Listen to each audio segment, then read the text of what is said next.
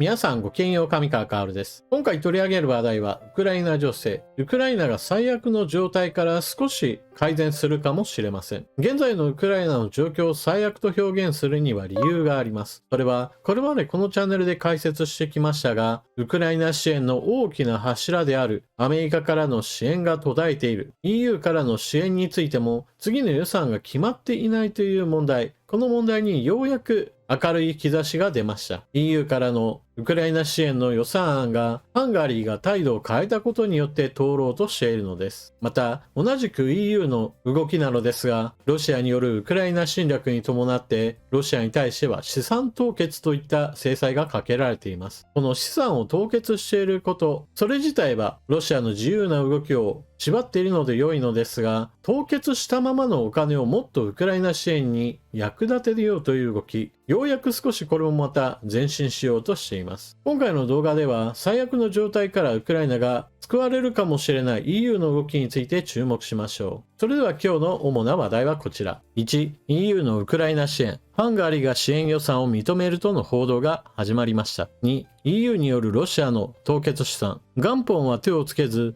利益分を支援金に回そうという方向で話がまとまりつつあります。3、ドイツの防衛産業が工場を増設してウクライナ支援、そして EU 全体の軍需品の需要に応えようとしています。最後に戦況解説をしましょう。まずは EU とハンガリーの関係性について。ハンガリー、ウクライナ支援容認を表明。EU 緊急首脳会議控え。ハンガリーは29日、日本円で約8兆円のウクライナ支援を含む EU 予算見直し案を容認する姿勢を示した。これまで反対していたが、譲歩に転じた。EU は2月1日の緊急首脳会議でウクライナ支援を協議する。昨年12月の首脳会議では、ハンガリーのオルバン首相が反対し、合意に至らなかった。ただ、オルバン首相の側近によると、27日付で EU に譲歩案を送り、EU 予算にウクライナ支援を盛り込み、共同で発行する債券を財源に使う案について、中期事項を記載するならば、容認する立場を示した。この中期事項の内容については、報道では詳細はわかりませんでした。何らかのハンガリーにとって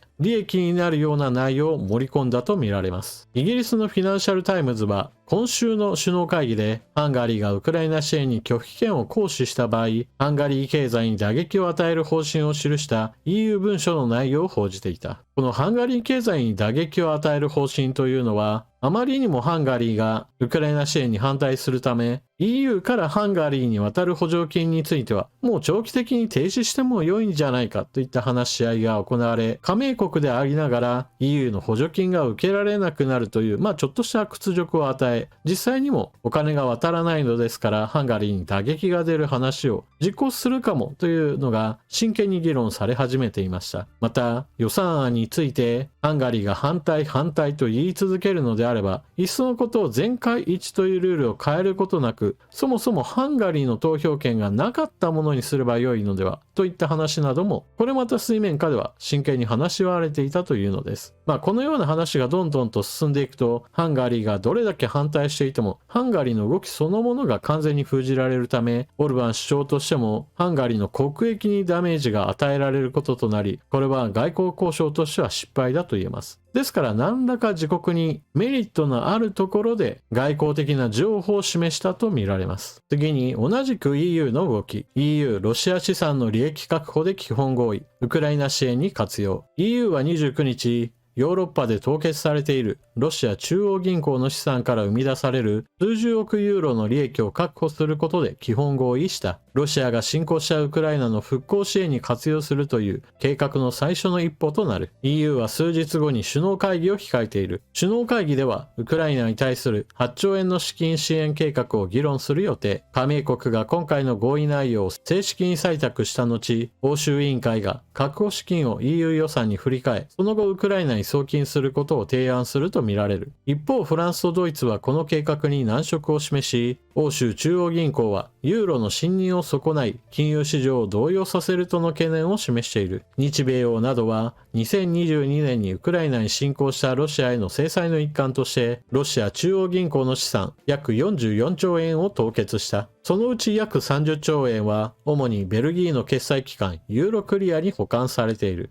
なお、記事の補足なのですが、日本もロシア中央銀行の資産凍結には参加していて、4兆円から5兆円の範囲で凍結したとされています。ハンガリーのオルバン首相は、ロシアのプーチン大統領とは非常に親しい関係で、ウクライナ支援に反対することで、ロシアからも EU からも自分にとって有利な交渉の立場を築こうとしています。少なくとも EU 側の動きもしくは NATO の動きに対して反対の姿勢を示すことによってロシアのプーチン大統領に対しては友好国家のような恩恵を得ることができます。まず第一にロシアはエネルギー資源大国であり天然ガスや石油といったものをヨーロッパ側へと輸出することができます。現在のところ価格制限はされていますが輸出することそれ自体は禁じられてはいませんからハンガリーが安くロシアから資源を輸入する際にはこのようなロシア寄りの外交姿勢を示し続けることがプーチン大統領との外交において非常に大きな武器となります。一方において EU や NATO に対してロシア側の姿勢を取ることによって他の国とは違った情報を引き出す方法をオルバン首相は常用しています。すんなりとうんとは言わず足を引っ張ることによってハンガリーの動きを封じようとする国に対して何かしら利益を与えてくれるんであれば意見を変えても良いよというような外交を展開し実際にそのような利益を常に獲得し続けることが彼の目的と化しています。そして民主主義体制というのはそのようなハンガリーの態度に対してもじゃあ EU から出ていけとか NATO から出ていけといったような強硬な態度を示すことは基本的にはできませんからなんとか説得しハンガリーの態度を変えさせるための飴を用意することが残念ながら求められています。今回の話で言えば飴を与えてもちょっと難しそうだなということで EU からの補助金を長期停止したりもしくは支援予算を決める時の投票権そのものを凍結してはどうかといったかなりの罰を与える方向で話が進んでいてオルバン首相としては5年続けるのも限界かなといったところで今が潮時だと見たのでしょう。なおこうしたハンガリーの態度なのですが NATO においてもやはりロシア寄りの行動を続けています。例えば北欧の国スウェーデンが NATO に加盟しようとしていますがこれを阻んでいるのは現在ではハンガリーだけです。当初はスウェーデンの加入に対して反対的な立場を取っていたトルコですら現在は開示され承認の手続きを踏んでいます。おそらくはスウェーデンの NATO 加盟についても何かしら自分が反対の立場を取り続けることでプーチン大統領に対する心証を良くするための行動だと考えられます。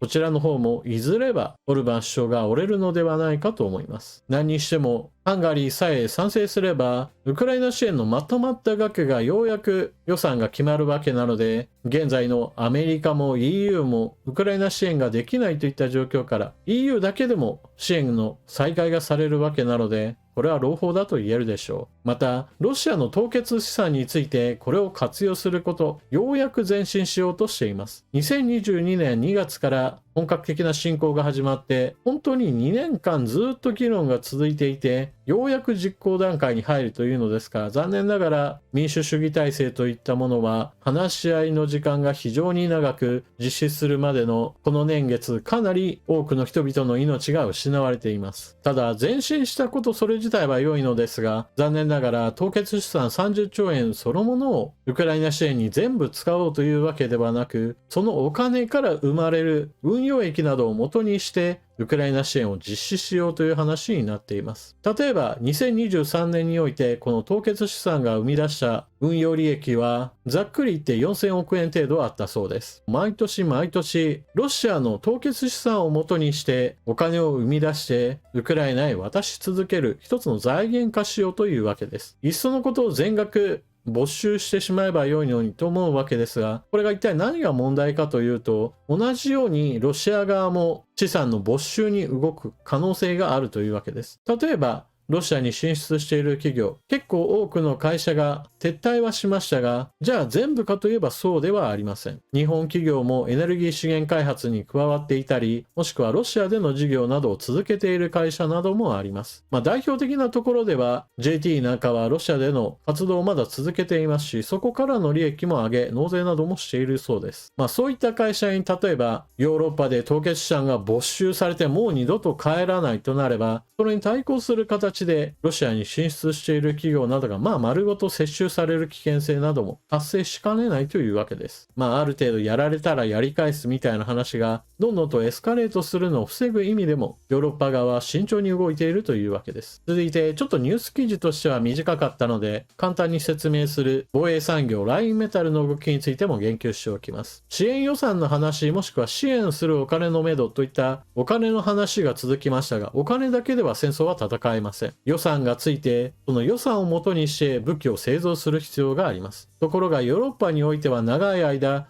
戦争っていうのは当分の間ないよねということから多くの国において防衛予算は縮小傾向にあり、縮小傾向に応じて軍事産業も活動を停滞させることとなりました。ところがロシアによるウクライナ侵攻に伴って本格的に軍備を整えなければならないと危機感が高まり、各国の軍需産業は活発に動き出しています。ところが現在のウクライナの戦場ではとにかく第一次世界大戦かのごとく大量の砲弾が飛び交うような消耗戦が展開されており、ヨーロッパの軍需産業は需要に全く追いつけていないところです。そこでドイツのラインメタル社は製造ラインを今の工場に新しく作るだけではなく、もう工場そのものを新しく作りますという段階へと進んでいます。現在はまだ建設に着手しているところで、製造ラインが動き出すまでには時間はかかりますが、戦争そのものもおそらくは長引くことから、このような生産能力増強の動きはいずれ報われる日が来るでしょう。ちなみにこのラインメタル社の話としてもう一つしておきたいのが、私は対空戦車ゲパルトがウクライナの戦場においてドローン迎撃戦において非常に役立って評価されていることをお伝えしましたが、これに関連してゲパルトの弾薬はスイスの企業が作っていたことから、どんなにゲパルトが活躍していると言っても弾薬不足に陥っていずれはあんなもの何の役にも立たなくなるといった具合にして親ロシア派の人たちがちょっとケチをつけたがる傾向にあります。ところがラインメタル社はスイスの企業がスイスで作ったものをウクライナに供給できないというのであれば、ドイツの工場内にゲパルト用の弾薬製造ラインを新しく作り、これで対応しようということを実際に行いました。2023年においてラインメタル社はゲパルト用の弾薬製造ラインを稼働させ、それによって現在ウクライナにいるゲパルトたちは特に弾薬不足に陥ることなくドローン迎撃に加わっています。おそらくこの後もゲパルトが追加で供与される予定なのですが、ラインメタル社が弾薬を供給している以上、ゲパルトが弾切れを犯して役立たずになるといったことはちょっとないかと思います。最後に戦況解説を行います。東部戦線、ロシア軍の攻勢が続くクピャンスク戦役からバフムト戦役。ロシア軍の攻勢なのですが、1ヶ月で数百メートル程度は前進している戦域があります。全体的に戦線は保たれているのですが、全ての攻勢をしのぎ切るといったことはできてはいません。ただ、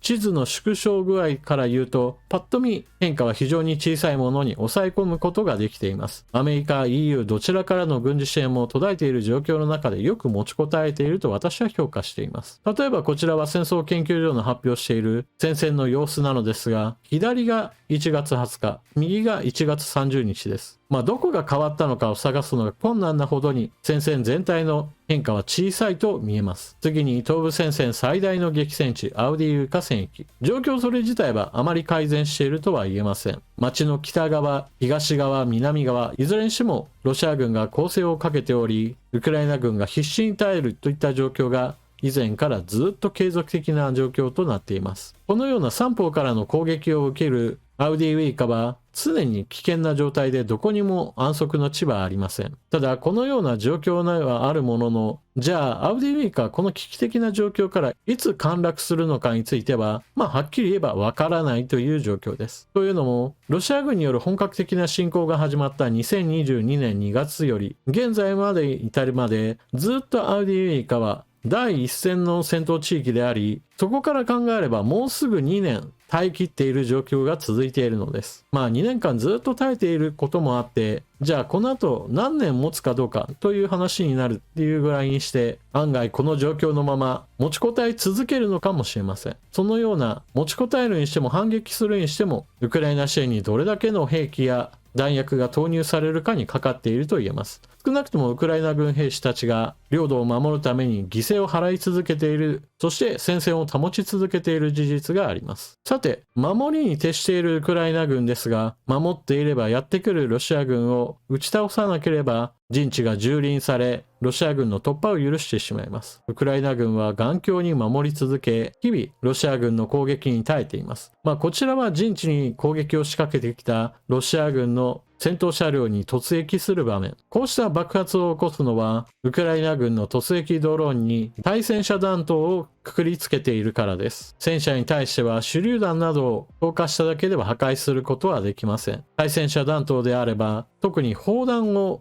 収めている部分に直撃することができれば、かなりの爆発を引き起こすことができます。また、最近では夜間の戦闘においても突撃ドローンの活用が進んでいます。値段は少し高いのですが、夜間攻撃ができるかできないかは結構差があって、ロシア軍の方が夜だったら安心して移動できるなと思っていたところに、暗視装置をつけた突撃ドローンが攻めかかるわけですから、より大きな打撃、そして心理的なダメージも与えることができています。というわけで今回の動画はここまで。アメリカからの支援も途絶え、EU からの支援も途絶え、ヨーロッパ各国それぞれが各国の判断で独自に支援する状態で、ウクライナにとっては今が最も厳しい時です。しかし今回ようやく EU 全体での支援体制が再開されようとしています。まだまだアメリカという大黒柱が動きが止まっている状態で苦しくはあるものの、少なくとも EU 全体からの支援があるだけでもウクライナにとっては非常に心強いことでしょう。そして現在の最悪期の中でも戦線が保たれていることは、逆に言えばこれからの支援が復活することによって